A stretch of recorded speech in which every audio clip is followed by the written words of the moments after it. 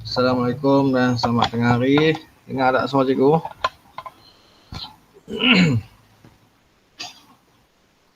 Assalamualaikum, selamat tengah hari. Boleh dengar tak? Dengar. Okey, dengar bagus. Abang lah dengar. Mana nak tahu lagi aku dah boleh cakap seorang-seorang lagi. Kau tak mau nak abang. Daerah Aziz sudah mari. Aziz sudah mari. Ini kita masuk bab 6.3 sebatian. Boleh tengok buku teks muka surat. Muka surat 185. Okey, ini subtopik terakhir dalam bab ni. So, insyaAllah hari Jumaat kita akan masuk bab baru. Iaitu bab 7. Jadi kawan-kawan yang tak pernah online tu memang rugi banyak daripada bab 4 lah. Kita mula tu bab 4 sampai bab 7 lah. 3 bab dah kita jalankan secara online. Ni siapa yang tak reti-reti nak masuk tu memang rugi nak mampui. Okey. Jadi tengok muka surat 185. Ini kita belajar pasal sebatian. Minggu lepas kita belajar pasal campuran. Ais kacang, cendol. Okey, hari ni kita belajar pasal sebatian. Apa dah sebatian? Sebatian terdiri daripada 2 atau lebih unsur yang bercampur secara kimia. Okey. Bahan-bahan yang baru yang terbentuk ni mempunyai ciri-ciri tersendiri. Contohnya garam, gula, kapur, makmar, polistiren dan juga air. Air juga adalah satu sebatian. Okey. Air terdiri daripada 2 unsur iaitu hidrogen dan oksigen. Dia bergabung menjadi H2O, 2 biji hidrogen. Ya ilah Allah punya apa tu? Dan bercampur dengan 1 oksigen. Dapatlah sebatian yang baru iaitu air. Okey. So unsur yang asas dia ialah hidrogen dan oksigen. Okey, itu contoh sebatian. Okey, garam, natrium klorida. Natrium campur dengan klorida. So 2 unsur lah membentuk satu sebatian. Okay, tengok contoh gambar 6.14. Seorang budak duk main Lego.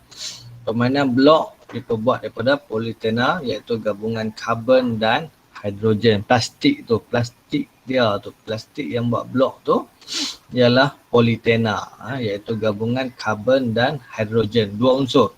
Unsur pertama karbon, unsur yang kedua hidrogen. Right. Air tulen terdiri daripada gabungan hidrogen dan oksigen. Macam abang tadi. Jubin ataupun makmar diperbuat daripada makmar iaitu gabungan kalsium, karbon dan oksigen. 3 unsur digabungkan di situ. Iaitu unsur kalsium, karbon dan unsur oksigen. 3 gabungan unsur tu membentuk jubin. So ini contoh-contoh sebatian di dalam kehidupan seharian. Bagaimanakah unsur logam? Kita tengok muka surat seterusnya 186.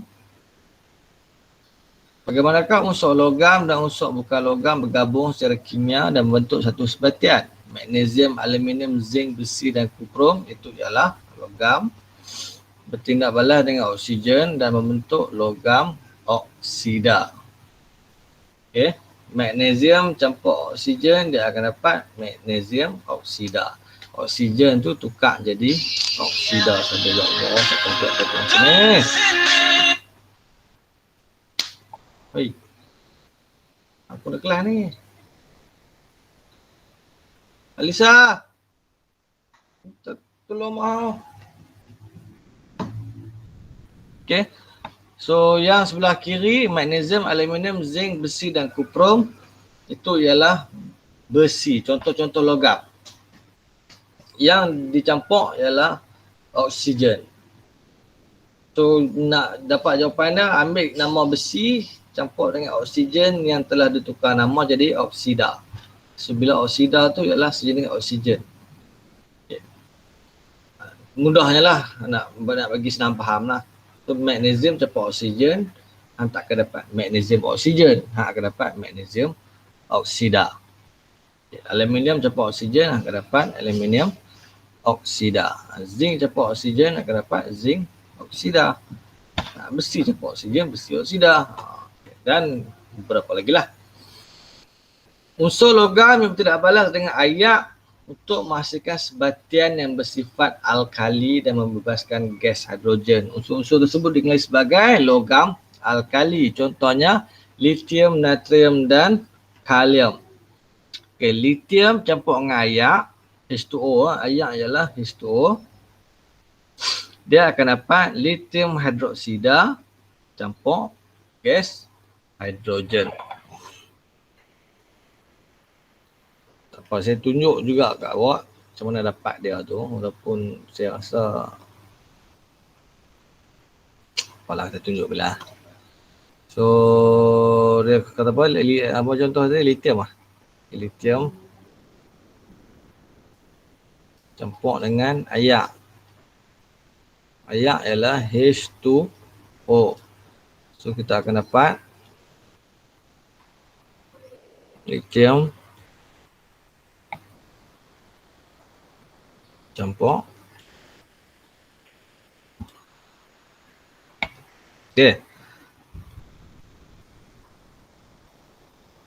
Lithium campur dengan H2O ayak, tu dapat hasil lithium, apa nama tadi? Lithium hidroksida. Lithium hidroksida campur gas hidrogen. Lithium hidroksida, dia ada H kat sini. Ini lithium pon. Nanti mana padam ni.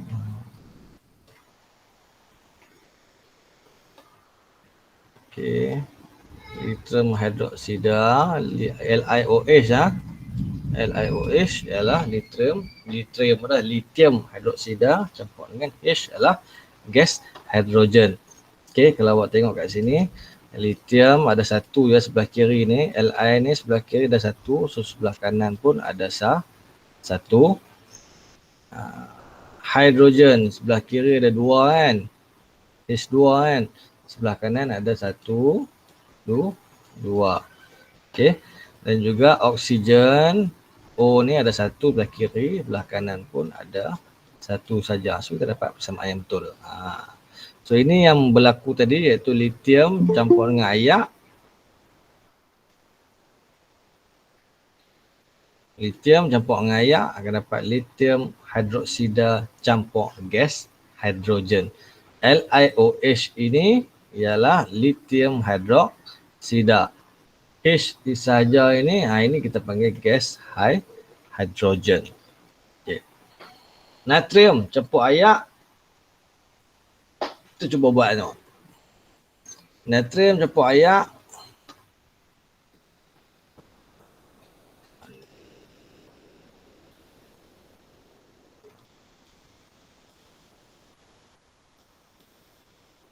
okay. Natrium campur ayak, tak akan dapat natrium hidroksida campur gas hidrogen. Okay, NaO ialah natrium hidroksida. Belah kiri ada satu natrium, belah kanan ada satu natrium. Sebelah kiri ada dua hidrogen, sebelah kanan pun ada dua hidrogen. Sebelah kiri ada satu oksigen, sebelah kanan pun ada satu oksigen. So NaOH. NaOH ini ialah natrium hidroksida. Yang nama ada hidroksida ni semuanya bersifat alkali. Okay, nanti awak akan belajar apa dia asid, apa dia alkali. H ini single, so dia adalah jenis gas hidrogen.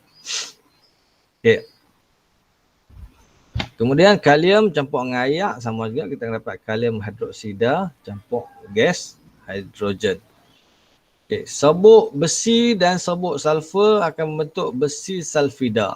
Apabila dipanaskan besi campur sulfur, kita akan dapat besi sulfida. Okey. Awak cuma kena kenal saja, tak perlu tahu detail sangat. Awak cuma perlu kenal saja kalau magnesium campur oksigen tu dia akan dapat apa. Kalau logam alkali ni campur dengan air, dia akan dapat apa. Itu saja. Tak perlu awak detail sangat. Kena kenal saja. Okey. Ini aktiviti 6.11, pemanasan logam. Okey. Hari tu kita belajar pasal campuran. Kita ada 7 cara untuk mengasingkan campuran. Guna penapis lah, guna kertas turas lah, guna apa lagi? Penyulingan, pengasingan magnet. So tapi hari ni kita belajar sebatian. Sebatian tak boleh guna 7 cara hari tu. Okay, dia cuma ada satu saja cara, iaitu kita panggil elektrolisis. Hanya ada satu cara untuk mengasingkan sebatian, iaitu elektrolisis. Okay. Elektrolisis ialah proses penguraian sesuatu sebatian kepada unsur-unsurnya apabila arus elektrik mengalir melaluinya. Okay. Gambar raja 6.29, itulah elektrolisis. Okay. Air terdiri daripada gabungan unsur hidrogen dan oksigen. Kemudian untuk asingkan hidrogen dengan oksigen tu, dia perlu melalui proses elektrolisis. Okay, Raja 6.29 menunjukkan cara elektrolisis dijalankan. Melalui proses ini, gas hidrogen terhasil di elektron negatif dan oksigen pula terhasil di elektron positif. Okey. Jangan susah hati, saya terang sikit kepada awak semua.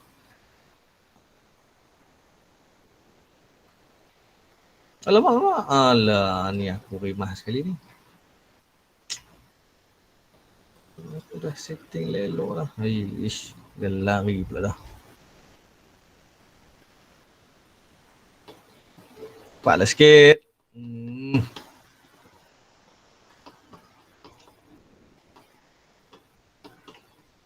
Okay.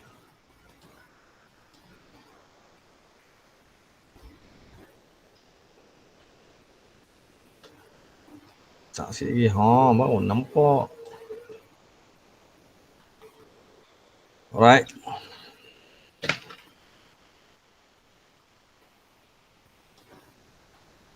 Okay. So ini adalah gambar yang ada dalam buku teks tadi. Pertama kali awak kena kenal apakah dia elektrolisis. Kalau keluar dalam periksa gambar macam ni, ada 2 tabung uji ditelangkupkan. Kenal tabung uji? Ni tabung uji ni. Ini pun tabung uji ditelangkupkan dalam satu bikar. Ini adalah bikar. Kemudian disambung dengan anod dan katod dan disambung dengan bateri. Okay, so ini seketoi ini kita panggil sebagai elektrolisis. Okay, yang ni awak kena tahulah elektrolisis ini. Okay, dia prinsip dia lebih saya beritahu jugalah untuk sekadar pengetahuan awak. So nampak kat bawah ni ada bateri, ada positif, yang panjang itu positif, yang pendek ni ialah negatif. So bila kita on dia, so arus akan masuk ke anod. Okey, bila masuk ke anod, dia akan menarik molekul. Lebih kurang macam itulah, nak cerita detail pun satgi pening. So satgi pun elektrik tu akan arus tu akan masuk ke katod dan berpatah balik ke sel kering lah. So dia membentuk satu kitaran. So dia akan lalu ke dalam cecair ini. So cecair ini ialah air dan larutan asid sulfurik. Okey, kerana kita nak mengasingkan air. Ayak tu terdiri daripada H2O. So unsur yang ada pada ayak ialah yang pertama hidrogen, yang kedua ialah oksigen. Dua unsur saja. So dalam dua balang ni, satu balang kita kumpul oksigen, satu balang kita akan kumpul hidrogen. Melalui proses elektrolisis. Okey. Dan kalau kita perhatikan hidrogen ayak H2O, saya tulis warna hijau ni, H2O. Hidrogen ada 2, oksigen ada 1. So mana lagi banyak, hidrogen ke oksigen? Hidrogen lagi banyak daripada ayak. Dalam ayak tu hidrogen bilangan lagi banyak daripada oksigen. Sebab tu kalau kita tengok dekat balang, bukan balang, tabung uji ni, kita tengok tabung uji ni, bahagian oksigen ni ruangan dia lagi luas. Ni saya buat guna pen purple ni, saya tunjuk ni. Sini ruangan dia lebih luas kalau kita bandingkan dengan oksigen, tabung uji punya, oksigen punya tabung uji. Dia separuh saja bandingkan dengan hidrogen punya tabung uji. Kerana apa? Kerana air terdiri daripada 2 unsur iaitu H2O, iaitu hidrogen ada 2, oksigen ada 1. Okey. Yang penting bentuk ni awak kenal. Ini kita panggil sebagai elektrolisis. Okay, tujuan dia kita nak asingkan unsur-unsur bagi ayak, iaitu nak asingkan unsur daripada ayak iaitu hidrogen dan oksigen. Okay, melalui kaedah elektrolisis. Okay, ada soalan setakat ni? Okay, semua dah senyap, bagus. Tandanya mereka telah pun tidur. Okay, sebelum kita tamatkan, ada sikit lagi iaitu perubahan fizik dan perubahan kimia. Apa yang awak kena tahu bagi apa dia perubahan fizik dan apa dia perubahan kimia. Okay, beza dia simple saja. Perubahan fizik tidak menghasilkan bahan baru. Contohnya peleburan ais. Ais melebur jadi ayak. Dia masih lagi ayak. Kemudian kita bekukan. Pembekuan ayak jadikan ais. Dia masih lagi berunsur ayak. H2O. Kondensasi. Daripada wak ayak tukar jadi ayak. Dia masih lagi H2O. Unsur yang sama. Gabungan unsur yang sama. Dan penedihan ayak masih lagi H2O. So dia tidak menghasilkan bahan yang baru. Itu perubahan fizik. Bandingkan dengan perubahan kimia, dia membentuk bahan baru yang berbeza daripada bahan asal. Contohnya pengaratan besi. Asal dia hanyalah magnesium. Apa mempenol. Tapi bila dia dah berkarat, kita panggil dia magnesium oksida. Dia jadi bahan baru.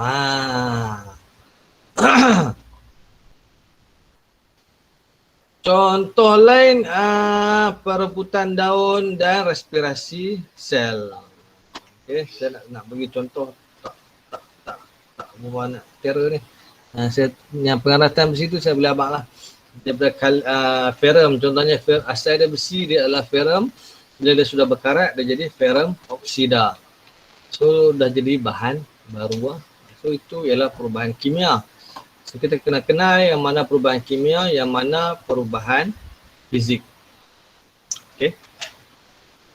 So, kita tengok apa perbezaannya.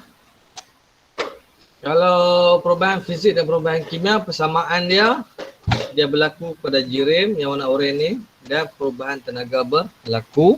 So, perbezaan dia kita tengok kalau perubahan fizik tidak membentuk bahan baru, sifat bahan dah hasil sama, komposisi kimia dah sama, tenaga yang pakai pun sikit. Kalau perubahan kimia dan membentuk bahan baru terus, sifat dia, bahan dia berbeza. Sifat bahan dengan hasil tu berbeza. Contohnya sebelum berubah dia masam, lepas berubah dia masin. Itu perubahan kimia. Kemudian komposisi kimia dalam bahan berbeza. Contohnya sebelum tu ada 1 hidrogen, lepas itu jadi 5 hidrogen. Itu tak sama. Dan memerlukan tenaga yang banyak. So ini perbezaan di antara perubahan fizik dan perubahan kimia. Okey, dah alang-alang ada kat muka surat ni. Saya bagi siap-siap nota awak muka surat 188. Salin gambar rajah 6.31. Ini ialah kerja nota buat dalam buku nota. Muka surat 188 gambar rajah 6.31 itu buat dalam buku nota. Apa suara saya bertukar ni? Mana aku punya kertas?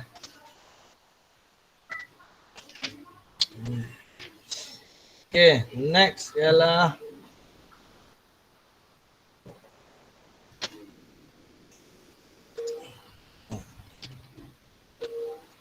okay, kita tengok dulu perbezaan antara campuran dan sebatian. Pembentukan bahan baru. Kalau campuran tidak. Ais campur dengan kacang, masih lagi ais dengan kacang, dia tak jadi kek. Okey, dia tak jadi kek. Dia masih lagi ais dengan kacang. Kalau sebatian, ya kita ambil tepung jagung, campur dengan ayak, campur dengan plantar, masak-masak, jadi kek. Jadi bahan baru tu. Ini ikatan kimia. Kalau campuran tidak terbentuk sebarang ikatan kimia, kita boleh asingkan saja. Okay. Kalau sebatian, dia membentuk ikatan kimia. Contohnya tepung sabuk agak-agak. Masa sebelum kita masak, dia adalah pepejal. Masak jadi cecayak. Tuang ayak Milo tu pun cecayak. Serta dia beku jadi agak-agak. Agak-agak tu ialah contoh ikatan kimia. Kaedah pengasingan, kalau campuran kita boleh ada 7 cara kita nak asingkan. Kalau kimia cuma ada 1 cara, iaitu menggunakan kaedah kimia, iaitu elektrolisis. Okay, sifat bahan baru. Kalau campuran tidak ada perbezaan. Contoh dia ais kacang. Ais rasa dia sejuk. Kacang rasa kacang lah. Itu sebelum kita buat ais kacang. Sebelum buat ais kacang, ais tu sejuk, kacang rasa kacang. Bila hang buat ais kacang, hang makan ais kacang tu, ais masih lagi sejuk, kacang masih lagi rasa kacang. Tidak berubah. Okey, tidak berubah. Kacang yang hang rasa kacang tu, bila masuk dalam ais kacang pun dia masih lagi rasa kacang. Dia tak tukar jadi rasa coklat. Okey, bandingkan dengan sebatian, ada perubahan. Contohnya tepung. Tepung jagung. Ambil rata tepung jagung untuk rasa apa? Rasa tepung lah. Tapi lepas campur ayak, campur coklat, masak, bakar dalam microwave, semua keluar main rasa kek. Ada rasa tepung tak? Tidak. So ada perubahan. Perubahan rasa, iaitu itu kita panggil sebagai sebatian lah. Sifat baru dia tak sama dengan sifat yang asal. Okey, itu perbezaan campuran dan sebatian. Rasanya sampai sini saja untuk hari ini. Saya akhiri dengan latihan pada muka surat 189. Praktis formatif 6.3, soalan nombor 1 dan soalan nombor 2 sahaja. Buatlah nombor 3 sekali. Ringkas sangat jawapan itu. Nyatakan perbezaan antara campuran dan sebatian. Allah lagilah senang. Salin je jadual tadi. Okey, 1, 2, 3, 4 lah. Praktis formatif 6.3, soalan nombor 1, 2, 3 dan 4 di dalam buku latihan. Saya ulang sekali lagi, praktis formatif 6.3, muka surat 189, soalan nombor 1, 2, 3 dan 4 di dalam buku latihan. Dah siap, boleh WhatsApp saya untuk diraih.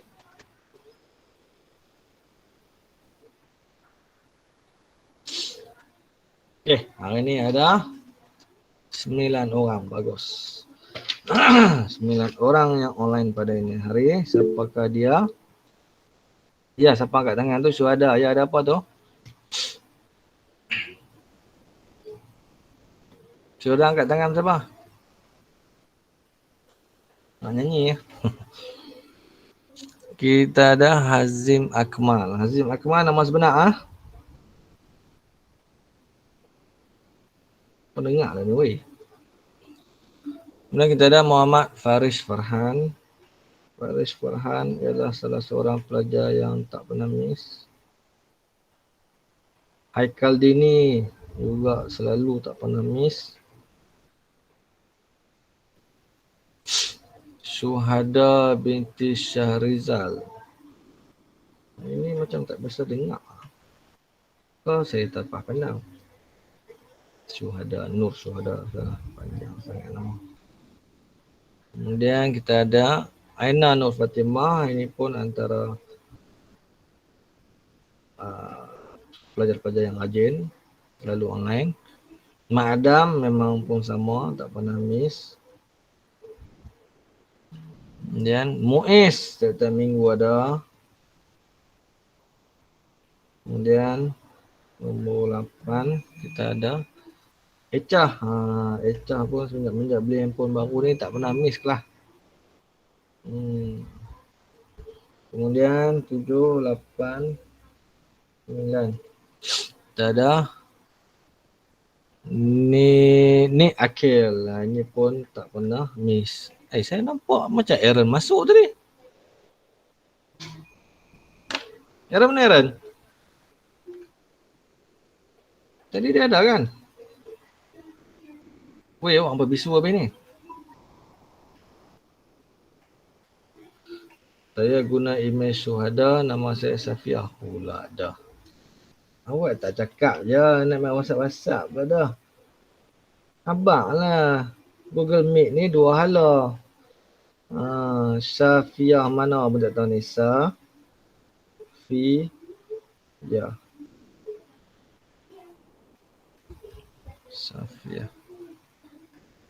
Okey. Ada apa lagi nak tanya? Oh, senyap habis semua orang ni. Aaron mana Aaron? Nampak dah dia masuk dia?